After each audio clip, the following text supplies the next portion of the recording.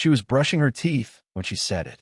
Mouth full of foam, back turned, bathroom door halfway shut. I don't think she knew I was walking by. Or maybe she didn't care anymore. God, I hate being in this house with him. She mumbled it, low but clear. No one else was there. Just her. And me, on the other side of the hallway, frozen. She spat, rinsed, hummed a tune, like she hadn't just set fire to our marriage in 8 words. I didn't move, didn't cough, or laugh, or fake a throat clear to signal I'd heard. I just stood there, barefoot on cold tile, gripping a laundry basket like it was going to hold me upright. She walked past me a minute later and said, "Didn't hear you come up. Dinner's in the fridge." Like nothing had happened. I nodded, but inside, something split, clean and silent. A hairline fracture no one sees until the whole thing crumbles. I didn't eat that night. Didn't watch TV. Didn't go into the bedroom.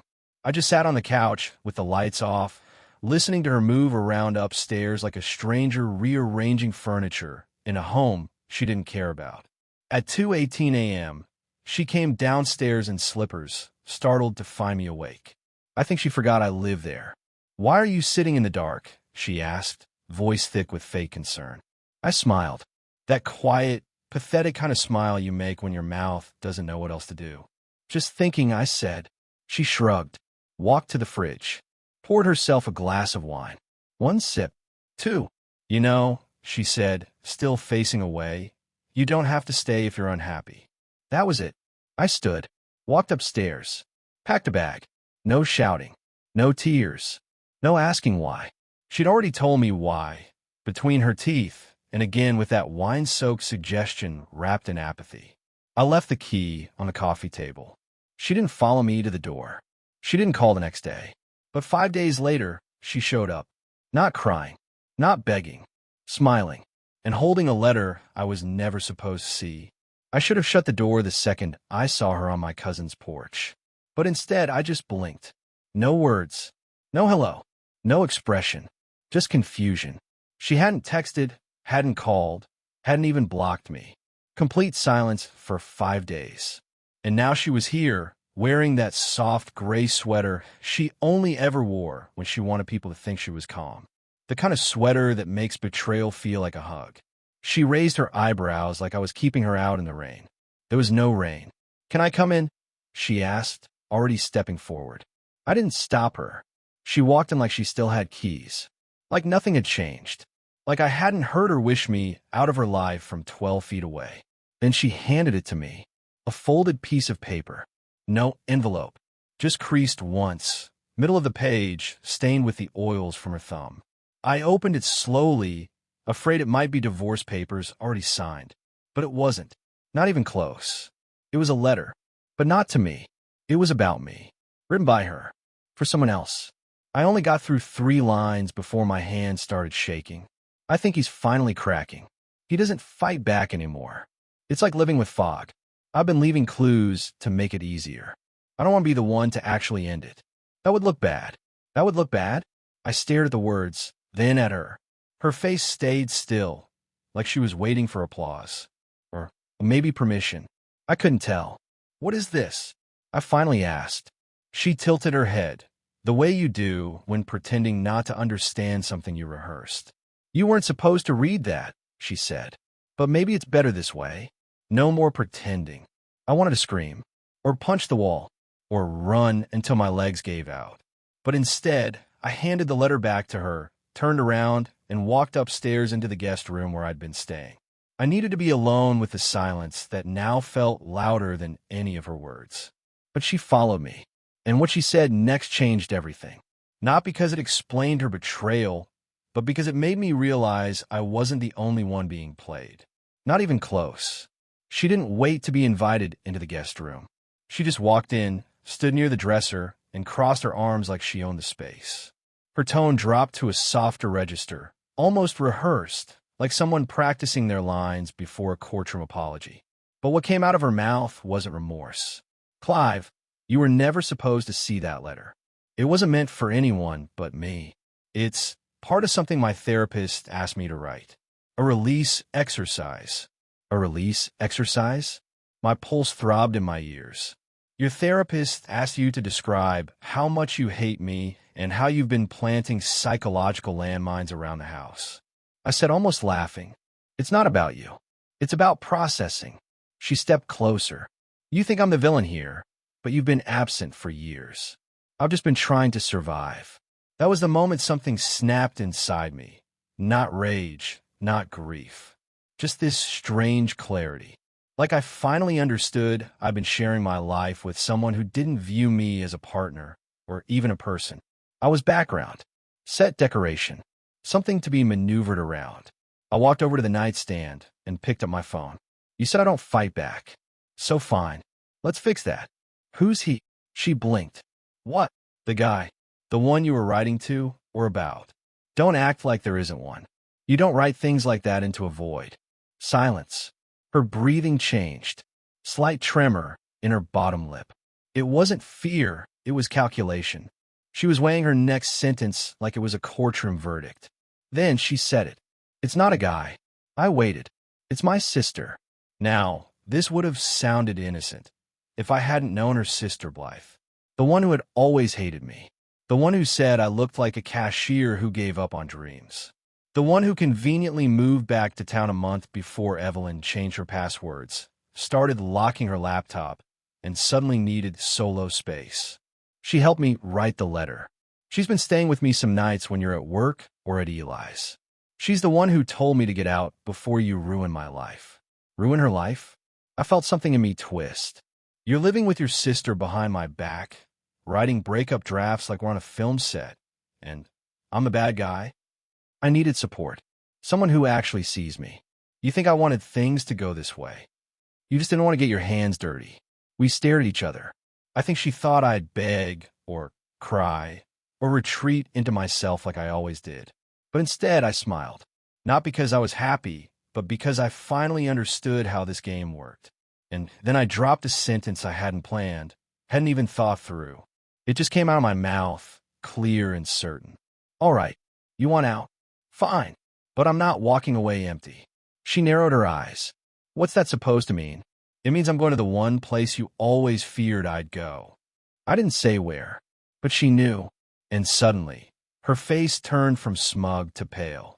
She stood completely still after I said it, not blinking, not breathing, just processing, the way someone does when they realize the steering wheel is locked and the cliff's edge is seconds away. I didn't have to explain myself, because she already knew where I was going. She just never thought I'd have a spine to do it. "You're bluffing," she said eventually, her voice thinner than usual. "You don't have it in you." I turned and opened the closet, pulled out my overnight bag, and tossed it onto the bed. "See, that's where you've always miscalculated me, Ev. I never stopped paying attention. You thought I was harmless because I didn't explode. You thought silence meant weakness. But I was always storing everything. And now I'm done carrying it for you." Her face twisted, half confusion, half something like fear trying to dress up as annoyance. "You're being dramatic." "What? You're going to go running to my parents now. Tell them I'm the bad guy." I paused. "Your parents?" I laughed. "No, I'm with the one person who deserves to know who you really are." She didn't ask who. She already knew. And now she was breathing fast. I took my phone from the side table and showed her the folder. The one labeled Echo. She stared at the screen. Dozens of voice memos, screenshots, calendar logs, copies of chats from when she'd accidentally left her iCloud open on our shared iPad 3 months ago. I hadn't looked right away. Something felt wrong about it. But after hearing her say she hated being around me, I'd gone in. And what I found, it wasn't a man. It wasn't even her sister. It was her co-worker's teenage daughter, 15 years old, the girl Evelyn mentored as part of a youth program. They'd been messaging constantly. Evelyn confided in her like she was a best friend. Or worse, an emotional dumping ground. The girl had no idea she was being used to reinforce Evelyn's ego, her need to be adored, admired, praised. And Evelyn had written things, awful things, about me, about herself, about her need to escape the prison of domestic blandness. She'd even told the girl that marriage is a necessary trap, until you figure out how to unlock it quietly. You're not actually thinking of sharing that, she whispered now, arms folded tightly across her chest. I am. With her parents. You destroy my career. That's defamation, Clive. No, that's the truth. And I'm not doing it out of revenge. I'm doing it because for the first time, I'm not going to be the coward in the background cleaning up your mess. She walked toward me fast, grabbed the phone, tried to rip it from my hand. I stepped back. Her mask was gone now. Panic cracked through her calm like thunder. Please, she said, first time I'd heard her beg in years. Don't do this. I didn't mean for it to go that far. I didn't even realize I was God. I'm sorry, okay? I almost believed her, but something was still wrong. Her desperation didn't feel like remorse. It felt like damage control, like there was something else buried beneath it all. And there was. Because later that night, while she was asleep upstairs, sleepless and fetal, pretending to be a victim, I checked the shared cloud account again. And I found one final folder. Locked. Encrypted. Named after me. The folder was named Clive. That alone would have been unsettling. But it wasn't the name that got me. It was the fact that it was locked, hidden behind a password, on an account that had never once asked me for a passcode. An account Evelyn and I technically shared when we were still pretending our marriage was whole. It took me less than a minute to guess the password. It was my name. The irony nearly knocked the air out of my lungs. When it opened, I expected screenshots, journal entries, maybe voice memos like the ones I had already seen. What I didn't expect were videos. 18 of them, all dated over the last 6 months. I clicked the first one. It was footage of me, sitting in our backyard, reading. Evelyn was clearly filming from the upstairs window. The camera zoomed in slowly, uncomfortably close, as if trying to capture something grotesque. I looked up at one point, completely unaware, just scratched my chin and turned the page. Nothing remarkable. Then came her voice, whispering behind the camera. This is what dead inside looks like. Next video, me doing dishes. He scrubs like the guilt will wash off. Another, me watching TV. He doesn't laugh, just breathes loud. Video after video, paired with quiet, cold monologues. Observations about my absence, my pathetic routines, my vacuum of ambition. It wasn't a documentation of a failing marriage. It was a character assassination, meticulously built, like she was collecting proof that I was the problem, so she could leave without guilt. Or maybe so she could convince herself she was the sane one. But then, video 16. She wasn't behind the camera. She was in front of it, alone, sitting on the edge of our bed, holding a glass of wine. If anything happens to me, she said, eyes glassy, people will say Clive did it. That's the part one hate most. How believable it is. My stomach dropped. She wasn't just rewriting the story. She was planting seeds. This wasn't a backup folder. This was a blueprint for martyrdom. I backed out of the folder, sick to my stomach, and scrolled quickly to see if there were any shared links or backups to other devices. One showed up, recently synced. A flash drive, registered under a name I didn't recognize. I called Eli down from upstairs. I needed someone else to see it. I needed to make sure I wasn't spiraling into paranoia. He watched 3 of the videos without saying a word. When he finally turned to me, his face was pale. You have to leave, he said. Tonight. And not just the house. You need to go dark. I shook my head. That'll make it worse. She'll use that to prove something. No, Clive, he said, his voice suddenly grave. You don't get it. She's not trying to get a divorce. She's building a case. Against you. I froze. She wants to disappear, he said, and make sure you take the fall for it. My hands went cold. My vision blurred for a moment. I thought about that line in the video. People will say Clive did it. And I knew, if I didn't act fast, someone would. I didn't sleep that night. Not because I couldn't, but because I knew if I did, I might wake up in a courtroom. Or a psych ward. Or worse, not wake up at all. The thought wasn't paranoia anymore. Not after watching those videos. Not after hearing Evelyn paint me as a hollowed-out shell with a temper no one had ever seen. She was scripting a tragedy, and I was the villain. All she had to do was cue the final act. Eli was pacing in the hallway. He offered me one of his burner phones, the kind he used when selling on Facebook Marketplace to avoid spam calls. Use this if you need to contact anyone. Ditch yours. She's probably tracking it. I stared at him. You really think she's capable of what? Framing me for her disappearance? He didn't answer. He just looked at me the way you look at a man who hasn't realized he's standing in a fire.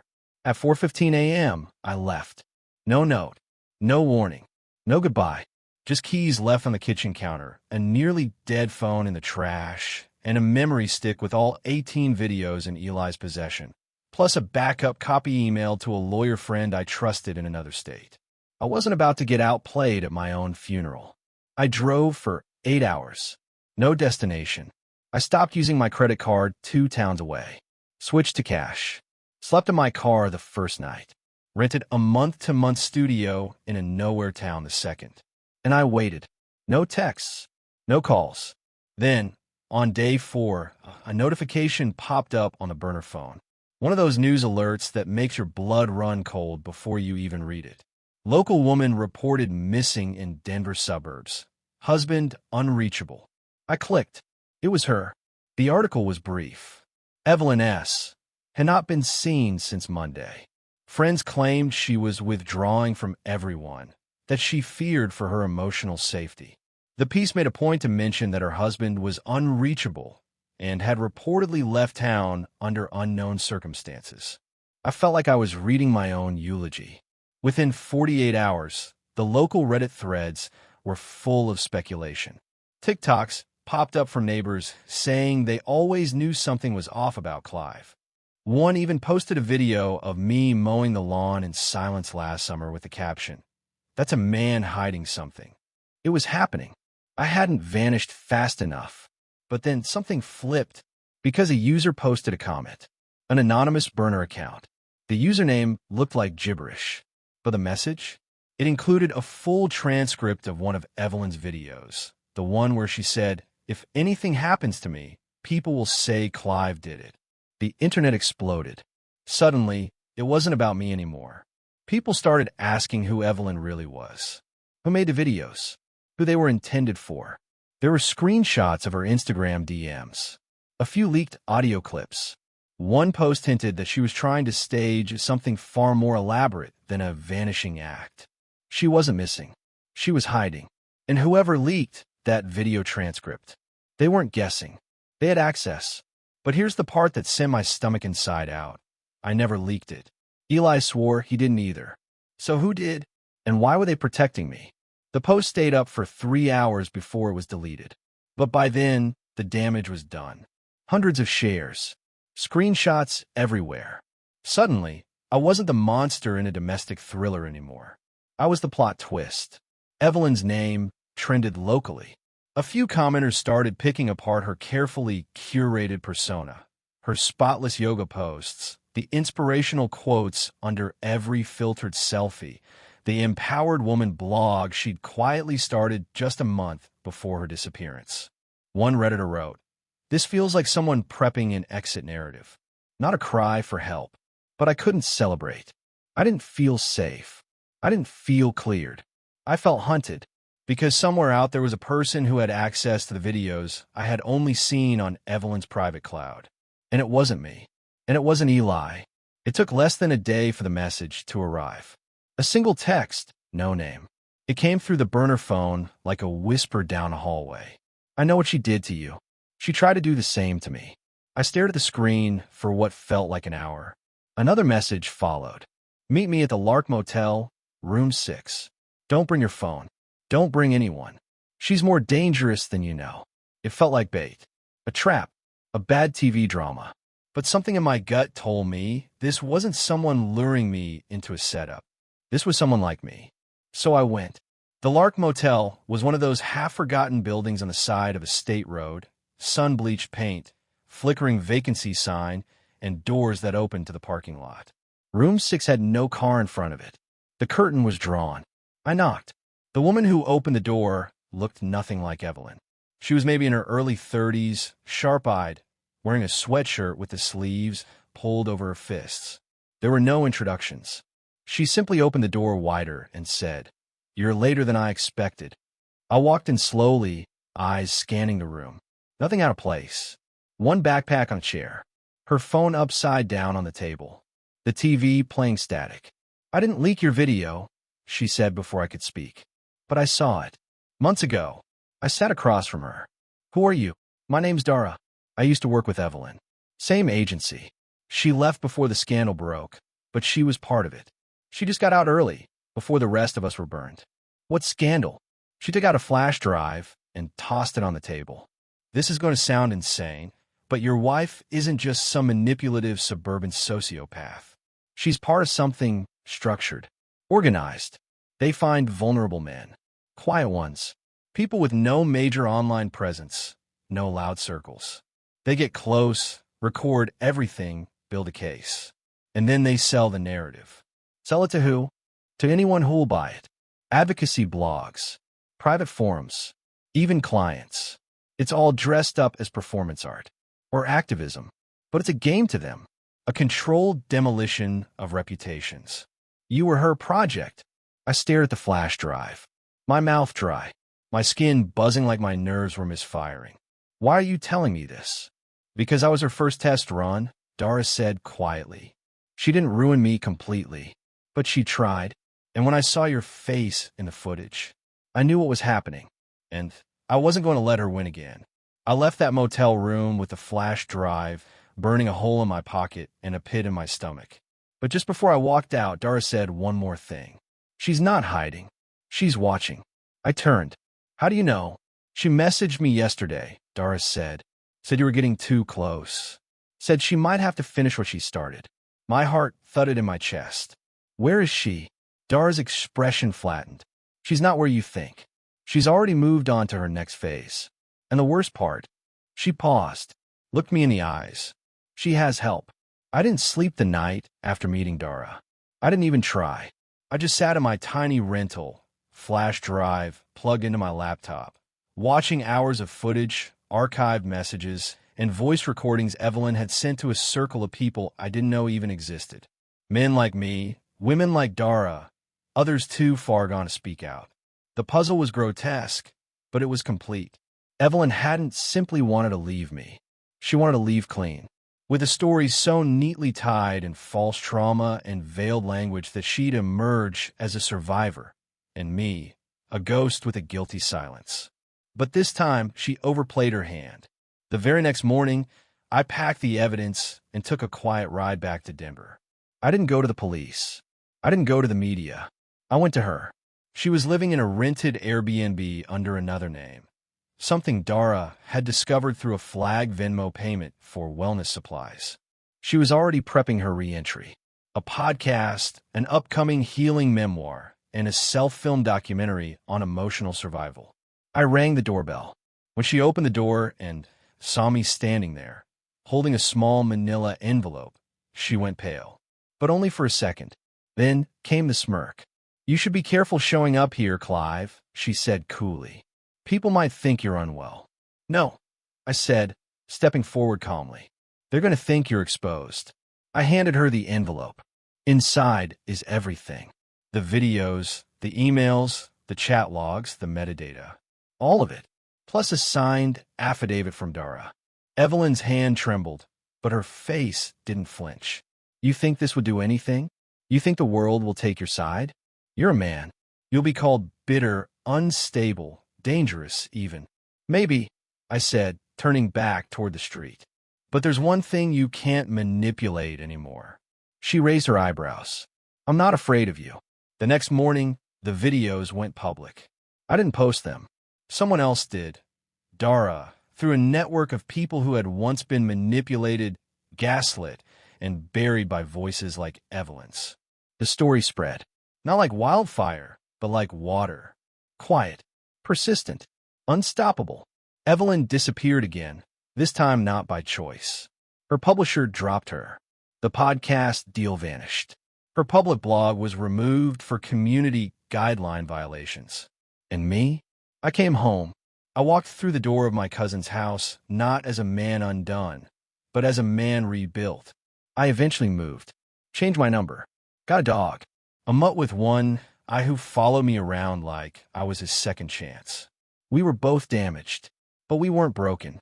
I've rebuilt in the quiet, not with a need to be seen, but with a new clarity. I work for a nonprofit now, helping people claw their way out of stories they never agreed to be part of. People who've been silenced. People like me. And sometimes on still nights, I think back to that moment. Her toothbrush, her voice, that sentence she thought I'd never hear. And I smile, because I heard it, and I walked away. And in doing so, I became the one thing she never expected. Free.